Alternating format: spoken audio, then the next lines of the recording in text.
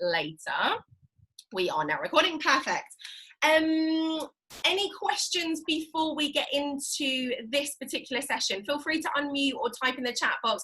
Any questions before we get going with this session? I will mute you in just a second when we get going, just so that there isn't any background noise from anyone. But as we go through, I'll have the chat box open, so jump in and talk to me, or feel free to unmute through the training so that you can ask me any questions. Okay. Thumbs up, everybody feeling good? Just give me a TU for thumbs up in the comments box so that I know you know where the comments box is. Excellent. And I know you can all hear me and I know everything's functioning. Right, let me check we've let everyone in. We're not missing anyone who wants to come in. No, we are all good. Brilliant. Okay, can everybody see the chat box? Just give me a Y for yes in the chat box so that I know you know where it is and you can talk to me as we go through. Epic. Good, good, good. And whilst you're doing that, I'm going to find my screen over here to start sharing with you. Okay, brilliant, brilliant, brilliant. Fantastic. So let's go over here. Share my screen. See all your lovely faces in the corner. Great. Okay, perfect. So hopefully everyone can see my screen. I've got the chat box open. Talk to me through there. I'll be asking you questions as we go through, so please do be involved. Talk to me, questions, anything you don't understand that I'm saying, please do let me know. Okay. So here is our masterclass for selling virtually, because it is a little bit different to selling in person. So this bonus session is going to give you a few key things by the end. First of all, I want you to have gained confidence selling through video, because it is a different skill set. And so I want you to feel at the end of this session much more confident, exactly what to do and why you're going to do it. So I'm going to take you through exactly what you're going to do, but I'm also going to explain why and the psychology behind it. I'm going to share with you my proven structure that is going to help you to convert clients more easily. And hopefully you're going to feel excited to secure more bookings. So this is how I expect you to feel, these 4 key points, by the end of this session. So talk to me in the comments box or unmute, whichever you prefer. Why is selling to couples in person easier than selling to couples through something like Zoom or on the phone? Why is it easier in person? Just tell me in the comments box or unmute and feel free to talk to me. Yes. Oh, it just says user. Who is user? Sorry, we don't see your name. Who just said body language? Joe. Hey, Joe. Okay, body language definitely is a massive one. We all take a lot of communication cues from body language, which we can miss if we're on the phone, for example. Rebecca, completely agree. You can read the body language. Absolutely. We know if they're enjoying what we're saying, if they're not. It's a big thing, isn't it? Demetria, you get to interact in a more personal way. They get to know you. Absolutely, 100%. And so whenever I speak to wedding businesses, they always say to me, I love it when my clients are in front of me. We get to connect, we can talk, I can show them what I do, we get that connection. And that's why we find it difficult when we can't meet with them in person. But obviously at the moment, and we don't know how, the future is going to look, we're going to need to get good at selling even when people aren't in front of us. And so that's what we're going to go through. Why do we want people booking a time with us virtually? And what I mean by that is I've seen lots of people putting, and more specifically venues, this particular point, putting, for example, their virtual tour straight onto their website so that anyone can just click a button and go through the virtual tour. And I have said not to do that it is better to book a time. Now, if you aren't putting something like that on your website, this still applies to you, because we still want your clients booking an actual time with you to talk. Why do I want them to do that? Why is that an important step in selling virtually? Why do we want them to book a time with us? Rebecca, you can personalize each virtual tour. Absolutely.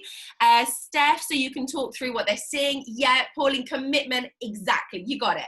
All of these things are so important.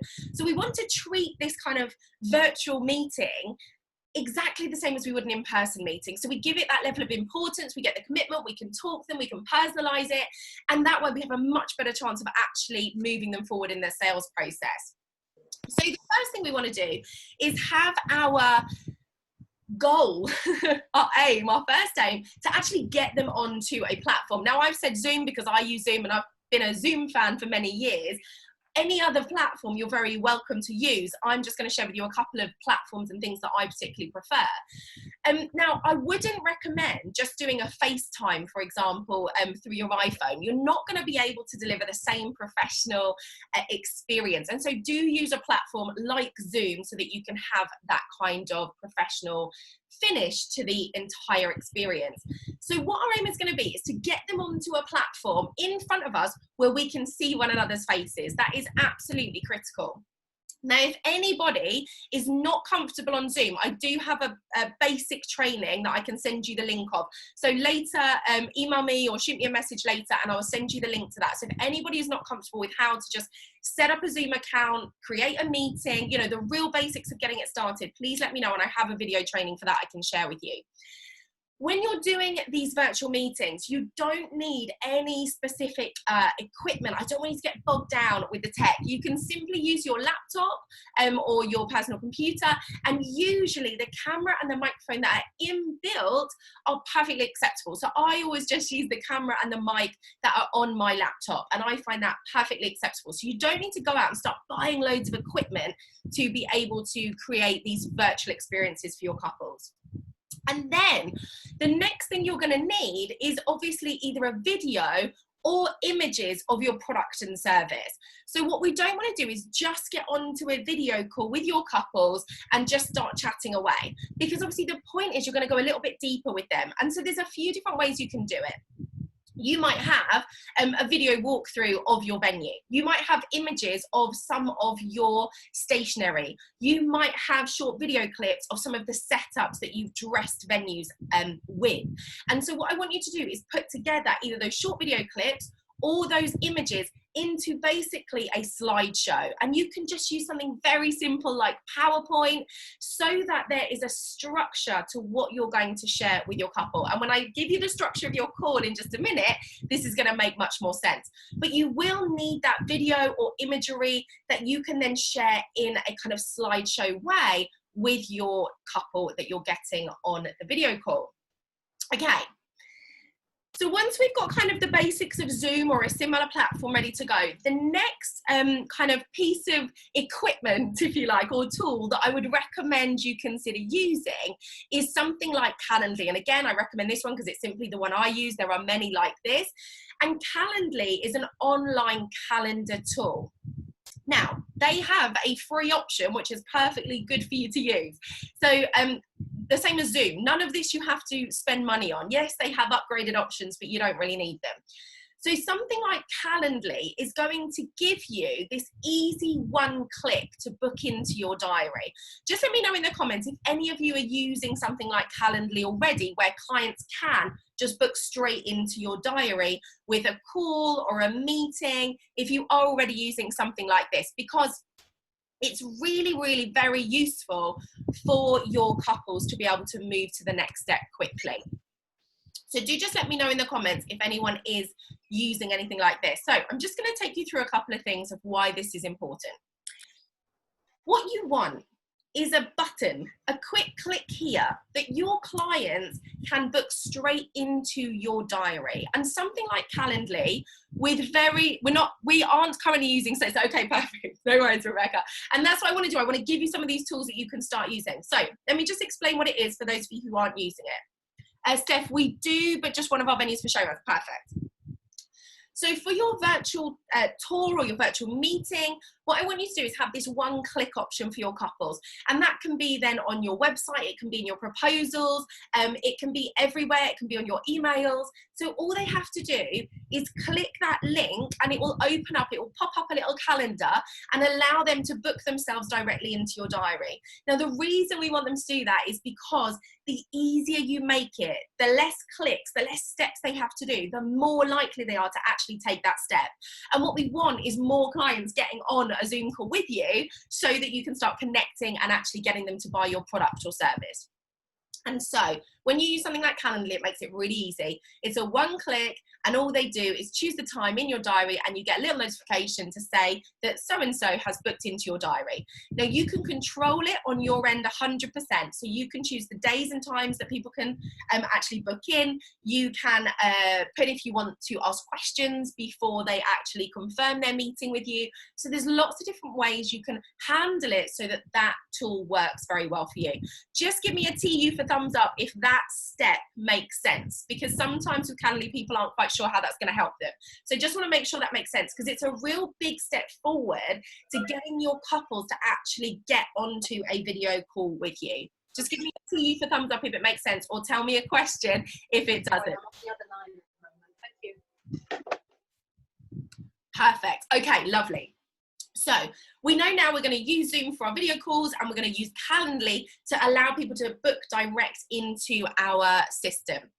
So now I'm going to take you through the structure of the actual video call. And I've put this structure together based on tried and tested formats that have the best results. Okay, so let me walk you through each step, what we're going to do, how we're going to do it, and why we're going to do it. So we're going to love and listen, we're going to transition and talk, and we're going to confirm and close. These are the 3 steps we're going to go through. So once we've got people onto a Zoom call with us, or one-to-one, where we're talking about working together, this is the structure I want you to have in mind. And actually, interestingly enough, the most important step is step number 1. And it is the step that people give them the least attention to. So most people give more attention to either the talking part in the middle, where they're selling effectively, or they always come to me and say, how do we close? How do we close? I want to know how we close. But ultimately, if you don't do step number 1 really well, then 2 and 3 don't work well for you. And the better you do step number 1, the more steps 2 and 3 work brilliantly. So let's dive into each of these and talk about what we're going to do and why we're going to do it. So first of all, step 1, love and listen. So what is our aim? Why? Just tell me in the chat box if you're having any thoughts initially about why I am asking you to love your client and listen to them as step number 1. What's going to be our aim with step number 1?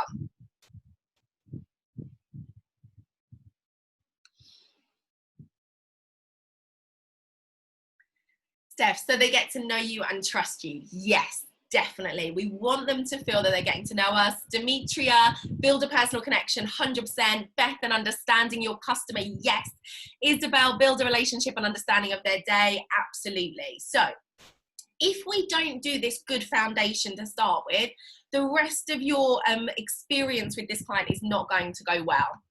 So our aim, and you got most of them, you were absolutely spot on, is we want our couple to feel important. We want them to feel important. We want them to know that you care. We need to build that rapport. If there is no rapport, they cannot buy from you. People basically buy from people they like. And so what we want is for you to build that rapport with them. When they feel all of those things, these barriers start to come down, and those barriers are up when they are not sure, when they're not sure if they want to buy from you, when they're not sure if they like you. And so as you start to lower those barriers, it makes it much easier for them to say yes to you, your product, or your service.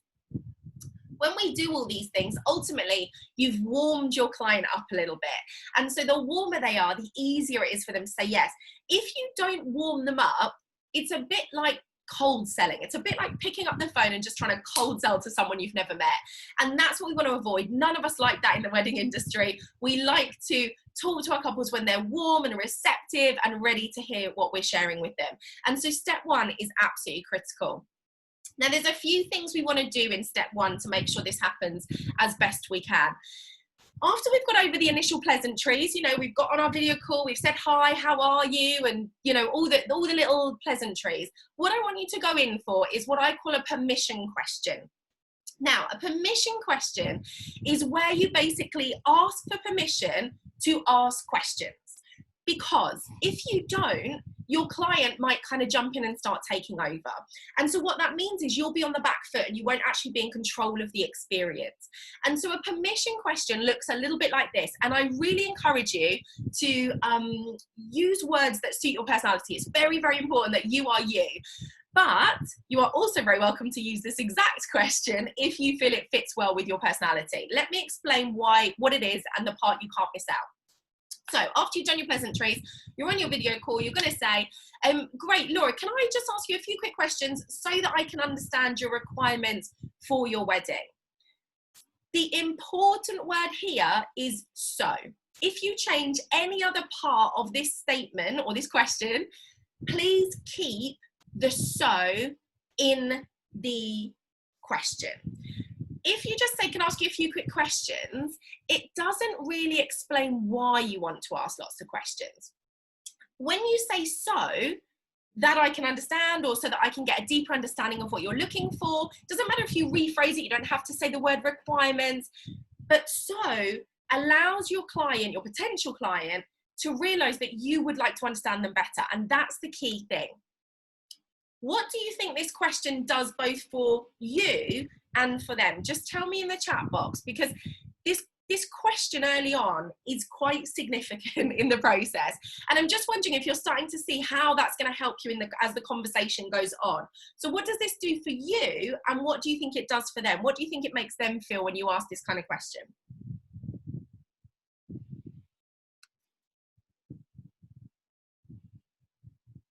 Lisa, you're interested in what they want. Definitely. Christopher, shows couples that you have a genuine interest in their experience. Yes, yes, yes, absolutely. Isabel, build a relationship and understanding. Yes. Rebecca, give us a clear idea of what they want and shows we're interested. Exactly. Demetria, gives you focus for the call, makes them feel that you're confident about what you do. Absolutely. Well spotted. Steph, you're in control of the call. Exactly. So we're doing lots of big tick boxes with this one small question. So don't underestimate the power that this has early on. You've absolutely hit the nail on the head. It's going to give us a few things. For you, it's ultimately going to give you control of the call, but they've given it to you. And so it gives you control in a very gentle, passive way. So you're not kind of bulldozing in saying, right, this is how we're going to do it. This is what we're going to do. You're saying, you know, is it okay if I kind of take control? And they're going to say yes. And so that's really great for you. On their side, it actually makes them feel in really safe hands, because they might have jumped onto this call not knowing what they were supposed to say, what they were supposed to ask. And we know, don't we, our wedding couples are very, you know, they don't know what they're supposed to ask. How many articles do you see written that says 10 things to ask your venue dresser, 5 questions on your show round? You know, people don't know what they're supposed to ask.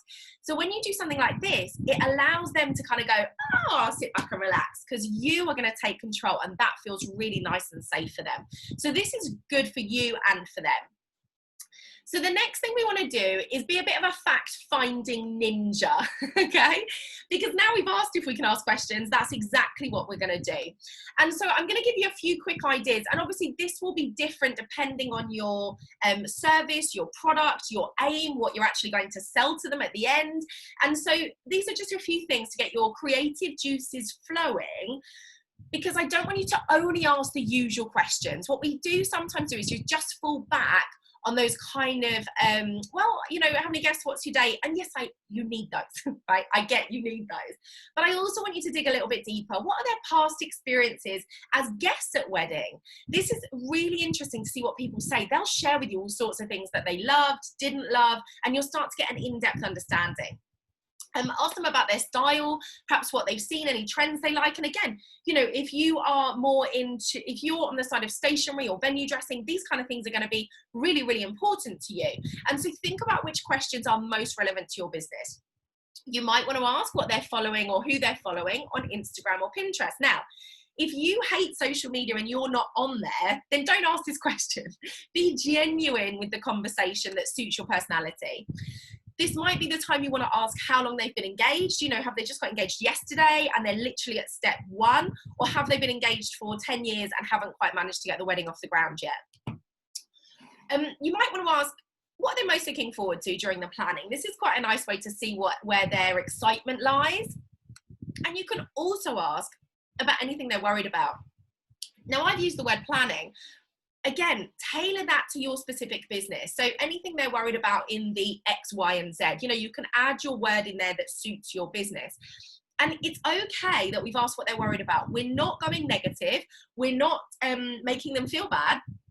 we're just allowing them a safe space for them to say, do you know what, I really am worried about, you know, how we're going to move all the chairs and switch them over, or I'm really worried about organising the seating plan, or, you know, whatever their worries is. And they're going to share that with you, and that's going to help you to connect even further. And you might even be able to give them some quick wins of how to overcome that. You might want to ask about their VIP guests and special requirements. Again, depending on your business. What I want you to do is not only ask the key things you need to know to give them a proposal, but also start getting deeper into their feelings, what they're excited about, what they're worried about. So you are building that connection. Now, when you're asking your questions, please follow a logical order of the day. Again, think about where your business fits into the order of that wedding. But if you jump around, it doesn't make you sound like an expert. So what you do want to do is keep a nice order in the way you're going to ask these questions, because it just helps them to feel in safe hands and that they are dealing with an expert, which is absolutely critical. As you know, we need them to feel that because they don't know what they're doing. Okay. What are some of the results of asking these questions? What is the main result when you ask these questions? What are you going to get? What is this going to help us do?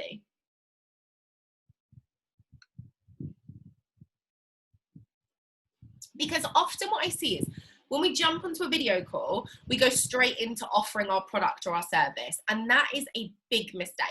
So what we want to do is get this result first. So what are some of the results we're going to get? We're going to dive deep, we're going to question them on what they need. So Isabel says we're going to tailor the appointment to them and what they want for their day. Yes.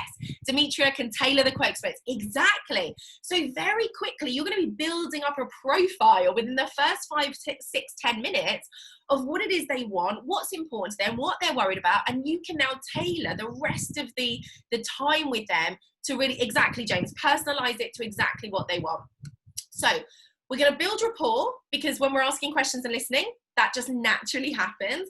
They feel important because we are actually giving them space to share, and it gives you knowledge and understanding, which means, exactly as you said, you can tailor everything you're going to do after this point to them. Now, we do this naturally when we're in person with people. So some of this you're probably thinking, God, yeah, I do this in person. But what we miss is that when we get on a Zoom call, we still need to follow the same steps. And you almost need to do it more because you are having that barrier of a screen between you rather than when you are in person. Okay, let me pause there for a minute to share a little story with you. Who remembers the Share a Coke campaign? Just give me a Y for yes if you know what I am talking about. Remember the Share a Coke campaign, and who had a bottle with their name on it? Because that was what the Share a Coke campaign was. It was when you got a bottle of Coke that had your name. Can we get some yeses? Steph, Rebecca, Lisa. Everybody had a bottle of Coke with their name on it, right? It was this amazing, James, yep, okay, perfect. It was this amazing campaign. And so I just want to pause for just a second to talk to you about this, because if you go into any marketing company today, this is still one of the greatest marketing campaigns ever done. So I want to talk you through it and then obviously lead it back into why this is important for us. So the Share a Coke campaign was all about putting people's names on a bottle of Coke. Now, what you probably don't know is all the behind the scenes stuff. And by the way, if you ever have time to dig into the history of Coke as a company from the start, its marketing and its adaptability is incredible. There is a lot to learn from Coca-Cola as a brand. But I want to talk about this one step. They, a few years back, got to a place where their sales were down. People were not buying Coke anymore, and sales were down globally. You know, this was a big problem. And so what they did was they came up with this campaign to put our name on the bottles. And we didn't even notice that when they did that, they put the prices up and sales went through the roof. So it was exactly the same product. They put our name on it and they put the price up and sales went crazy. And I don't know about you, but I also did something really interesting with my bottle of Coke, which had my name on it. And I wonder if anybody else did this too. Did you do anything with your bottle of Coke which had your name on it? Just tell me in the comments. What did you do once you had your bottle with your name on it? And I mean, I've actually got, yes, it is a Love Island bottle, but it does have my name on it. Steph, straight on social. Exactly. Lisa, social media. Exactly. We did the PR for them. So here we go. We've got a brand that was struggling. We're not buying anything from them. All they did was put our names on the bottles, put the prices up, sales went through the roof, and we all took photos of it and posted it everywhere across social media. We did the PR job for them. And so I want you to recognize the value that a product has when it is personalized. And you can do this in a really simple way. And there's lots of small ways you can personalize. It doesn't have to be, you know, a big, massive branding task when we want people's names on things. But please know the weight that when people see their own name, it has a huge value. And these are just a couple of things that you can do so that people can see their names. Now, if you are getting onto a Zoom call, it would be very easy for you to have a light box or a frame that had the couple's name on it behind you on a shelf, or showing somewhere that they could see in the screen to show that you had prepared for this virtual meeting. Now, for those of you who've done my show round training, and we will do that in the membership, I promise, you know that I encourage this kind of personalization in person. Don't lose that level of detail just because you're on a Zoom call. How easy would it be for you to order from Amazon a £15 light box? It's going to arrive tomorrow and it sits behind you with the couple's name on when you go into that meeting. So just give me a quick comment in the comments box if that makes sense, and if you can see how easily you could deliver that and the weight it would have, because it seems like a small detail, but trust me, when your couple jump on that call and they see the effort you've made to have their names there, it's really going to feel that level of personalization for you and help them to connect with you and see the effort you've made. So just let me know in the comments any questions on that particular point of personalization, or how you feel about that, and if that makes sense.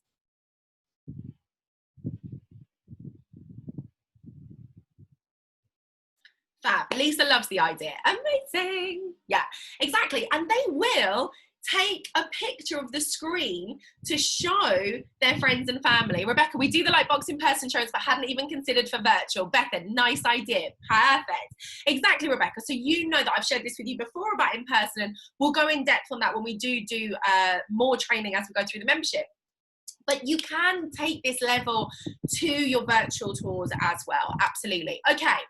So step one, we were loving and listening, okay?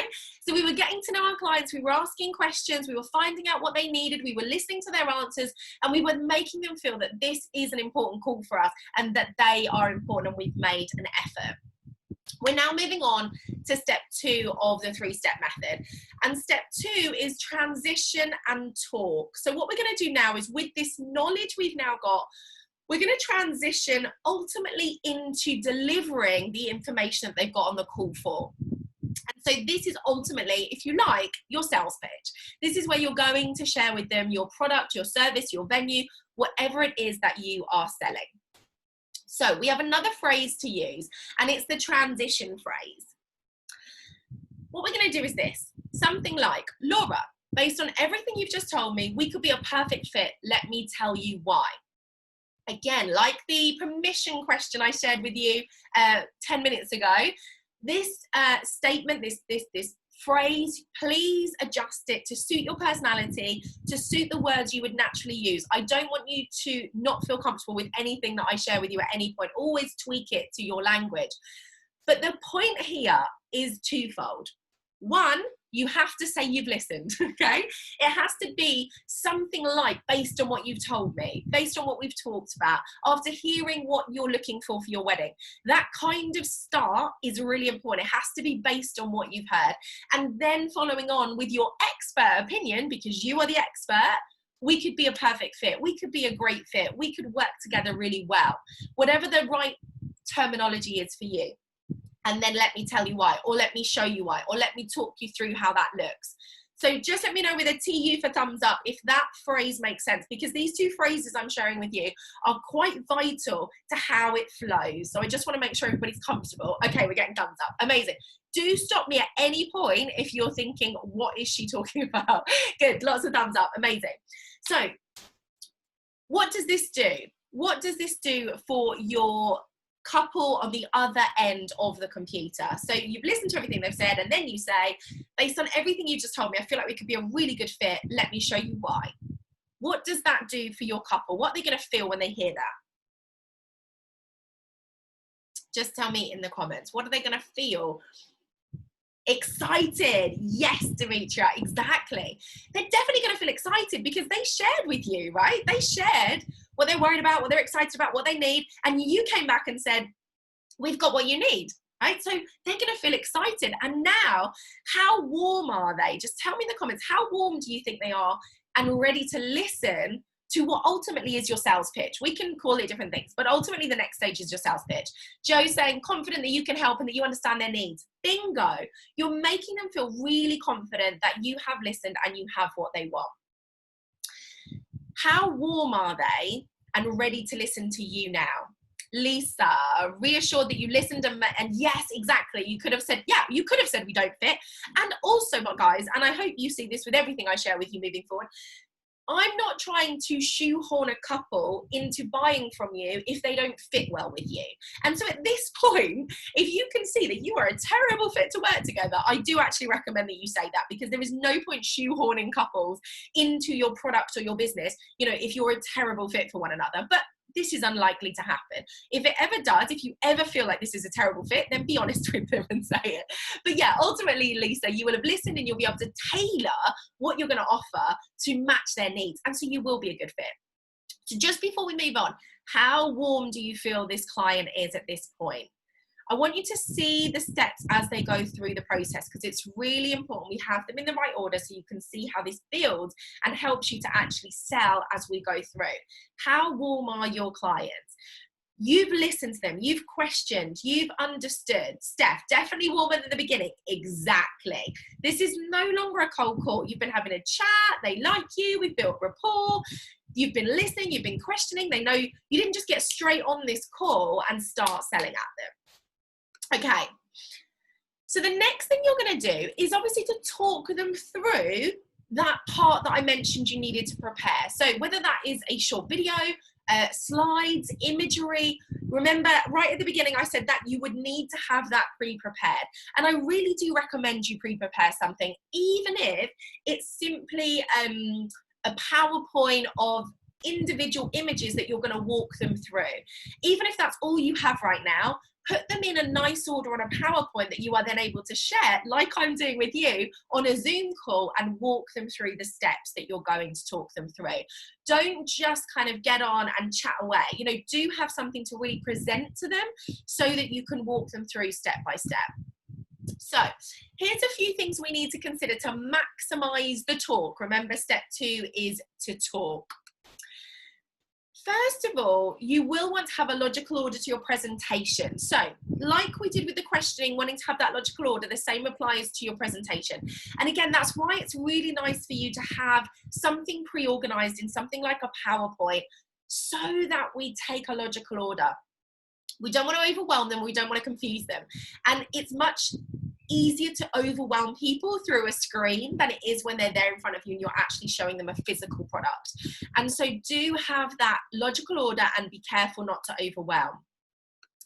I want you to write down, before you start getting on a video call with your clients, the best words and phrases for each step you're going to take them through. Now, don't confuse this with the word script.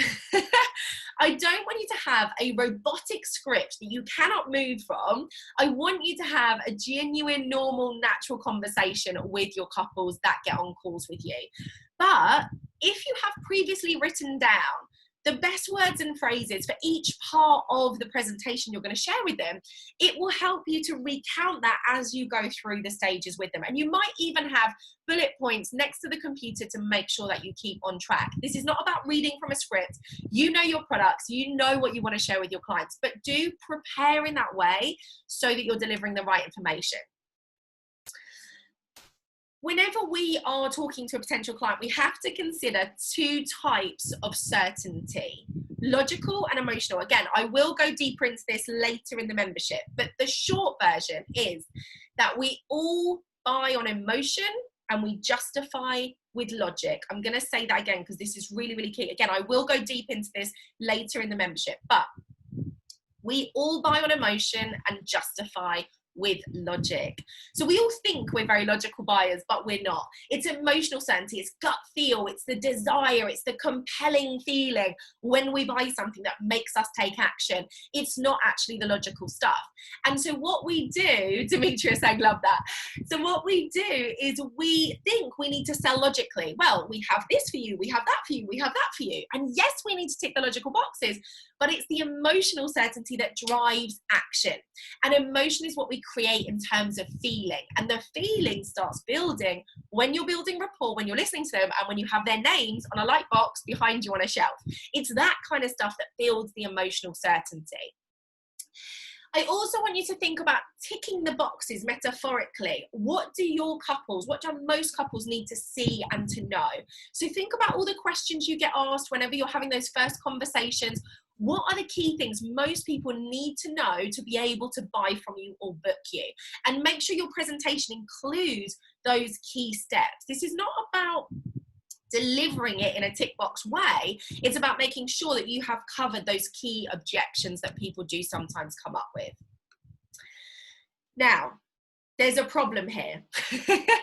Because in stage one, you were asking loads of questions, you were listening, they were sharing with you, but now you're doing a lot of talking. You're walking through the slides, you're sharing with them short video clips, you're talking to them about different parts of what the services you offer, and you're doing all the talking. What is the problem? Christopher says couples could disengage. Definitely they could disengage. Any other problem? Any other problem? This is definitely one of them, Christopher. Any other problem? Oops.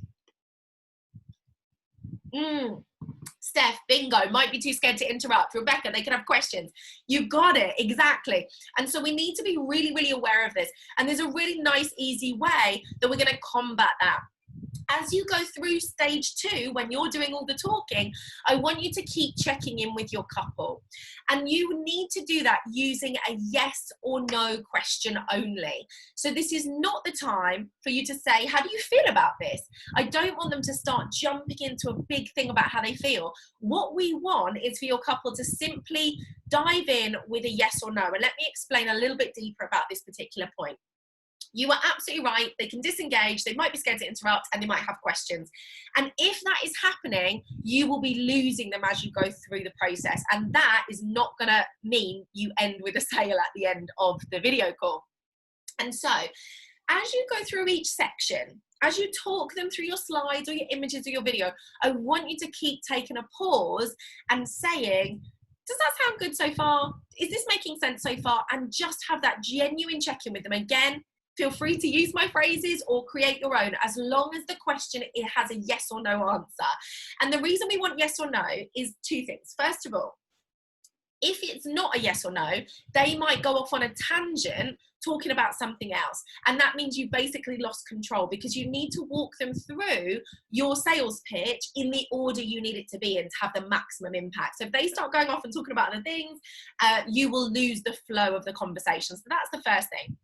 The second reason we want a yes or no is because yes means we checked in and you can keep going, and no is actually a positive, okay? I don't want you to panic. If you do this and they say, actually no, it is brilliant, because you will be able to address whatever they haven't understood. So let's take this from a venue point of view. Let's say your first part was talking them through where the ceremony will be. You've shown a few photos on your slides. This is where the ceremony will be. This is where people arrive. This is how people sit. And at the end of the ceremony explanation, you would do a check-in. So you would say, does that make sense so far? Before you move to talking about the drinks reception. Now, at that point, they can say, sorry, I didn't quite understand. How many people can fit in that area? It gives them a great breathing space to ask you the question. Now, if you hadn't checked in and you kept going, they stop listening because they're still thinking, can my guest fit in that area? And so they're not listening anymore because they haven't had a question answered. And so I want you to really plot out the exact places you're going to check in so that it makes sense for you to kind of square off that part and move on to the next stage. Just give me a TU for thumbs up if that makes sense, because this is really important so that you don't have people falling off and not understanding what you're saying and losing. Great, thumbs up. Isabel, thumbs up. Rebecca, Any questions on the check-in, guys? Do let me know. Demetria, perfect. Pauline, amazing. Good, good, good. So we're in stage 2. We're taking them through our product, our service, or our venue, and we are checking in at kind of arranged times with ourselves so that it makes sense to pause.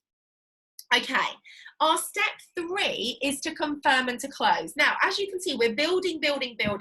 And so you can't just kind of miss out a step. It all has to flow together so you get the best result at the end.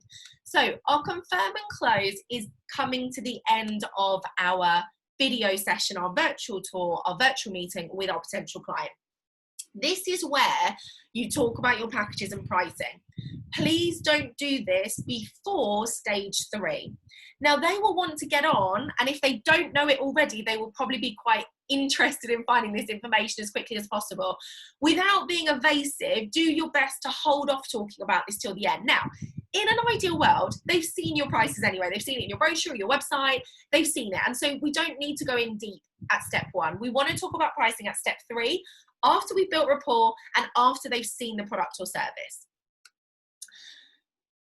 Be aware to not make them do any hoop jumping. Now, sometimes inadvertently, we make things sound more complicated than they actually are.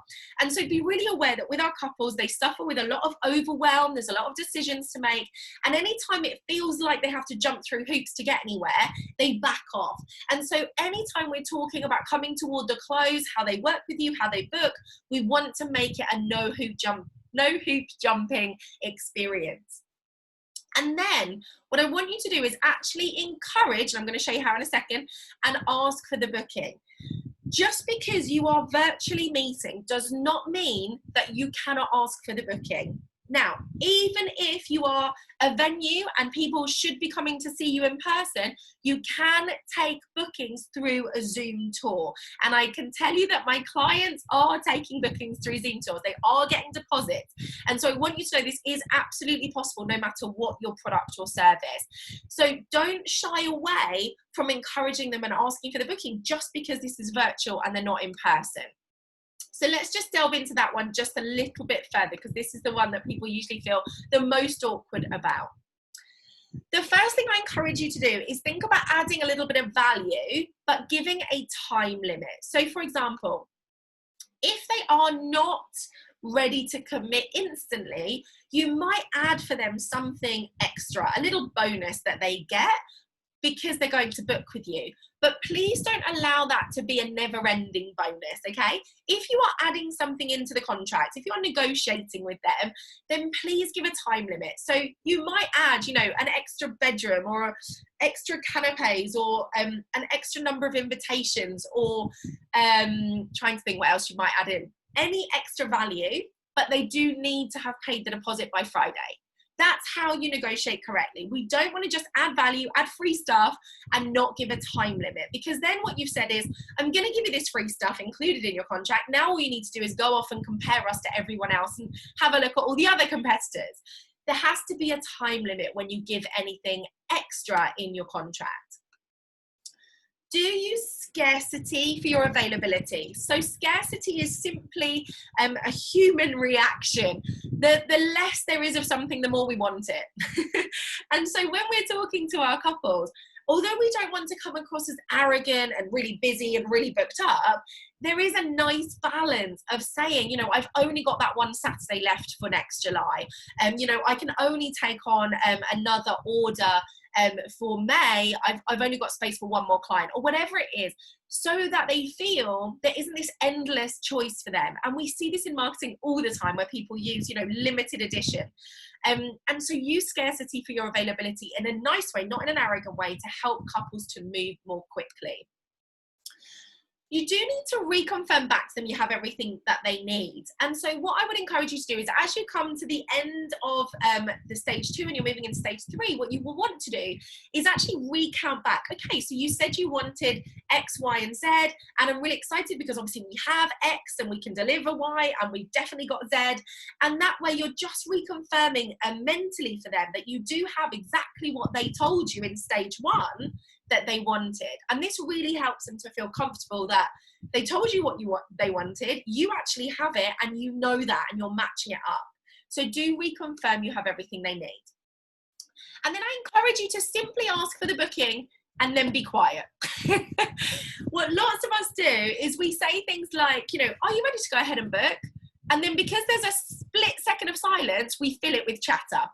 And we go, oh, or maybe you could just do this, or maybe, and we actually talk ourselves out of the booking. And so once you have talked them through everything, you've let them know how they book with you or work with you, then you can simply say, you know, are you ready to go ahead and book? And then just be quiet. You can just let them tell you if they're ready to go ahead and book. So what we've got here is a 3-stage virtual experience. We're going to love and listen, where we connect and build rapport and understand their needs. Then we're going to transition. Remember, we ask them, and we talk, and then we share that presentation. So we transition into having listened, into talking about what we are offering. And then we come to confirm and close. Oh, excuse my typo, where we explain your offering. So we talk them through your packages and your pricing, and then we encourage and ask for the booking. So here are some of the actions that I would suggest you take away from this masterclass. Firstly, the 2 tools that I use, again, you're welcome to use other ones. These are just the 2 that I use, and they do both have free options. Get yourself set up on Zoom so that you can start booking people in, and also Calendly so that people can simply book into your diary with one click, and then get them up on places like your website. So it says, click here to enable you to get on a video call or book a virtual tour or whatever it is that you are offering. Remember that we want that personalized item. It could be a frame, it could be a light box, something personalized that you can use in the background. You need to create your video or your presentation. So again, this might be a video you've had made, or it could simply be a PowerPoint collection of videos and imagery that goes into a PowerPoint that you're going to take them through. And you will want those short notes to keep you to the structure, those pinpoints, so you know exactly what you are going to say. Okay, let me come back to you. How is everyone feeling? Talk to me about any questions you have about the structure. Tell me if you are feeling more confident to get people on Zoom calls and actually move them through the sales process. Tell me what your big win, your kind of big takeaway is. I really do want to know. And feel free to unmute or type in the chat box, whichever you are most comfortable with. I am very happy with either. I've got a quick question. So let's imagine someone, obviously my favorite thing is to talk about add to event, as you know. So let's imagine I send them a quote and they don't respond to me. So yep. I would assume at that point they're not interested, but maybe they've just been overwhelmed by the amount of people that they've had come to them. Would it be worthwhile giving them a phone call and saying, would you like to arrange a Zoom call? Or is that a bit invasive? So I wouldn't cold call anyone. And again, we will go deep into this. I wouldn't cold call anyone in today's world because most of us don't like it. Unsolicited calls feel a bit awkward and you never know what they might be doing and you'll probably get a negative response. What I would be doing is in my initial email, I would be giving them the click link so that they can book that call into your diary. So I would encourage them that would be the next step you want them to take. So in that initial email, say, you know, other couples find it really useful to jump on a call with me so we can talk through how we might work together. And that way you give them that link, it's going to take them straight to Calendly, which is going to put that call right into your diary. Does that make sense, Lisa? Yeah, that's great. Thank you. Perfect. Steph says, just thinking about video content for the calls, would you use the video reels of other couples to give them an idea or just footage without? You can mix it up, Steph, definitely. What I would encourage you to do is use the footage that is mostly focused on your venues. So the problem is that most videos are focused on the couple and their family. And whilst a little bit of that is fine, it's not selling your product. And so I really want you to find the footage and you can chop up those video clips. You know, if you've got the videographer giving you them, take out the clips that mostly show the product so that you are selling what you're selling rather than just showing couples. But yeah, you can have couples in it, but I would play that part down. Lisa says, this is very exciting. Lots of wins here for both Zoom and on-site viewings. I'm going to be busy. Brilliant. Okay. More questions, guys. We have 6 minutes. Amazing. Normally I go over time, so that is brilliant. How's everyone think? Do you feel more confident now that you could get on a Zoom call and have a structure that would actually help you to move forward with your clients? Demetria, so many great tips. Definitely gives me more confidence and focus. Absolutely. Because I have found that people are shying away from Zoom calls because they're not sure what they're supposed to say when they get on them. And so if that was you, hopefully now you can feel that structure, that you know what you're going to do, you know how you're going to sell, you know how you're going to move them. And guys, ultimately, yes, people will start meeting us in person more and more as lockdown lifts, but I definitely see a trend now of people meeting us less in person, and I'm sure you can imagine that's going to be the way too, because people will say, oh, well, let's just jump on a phone call.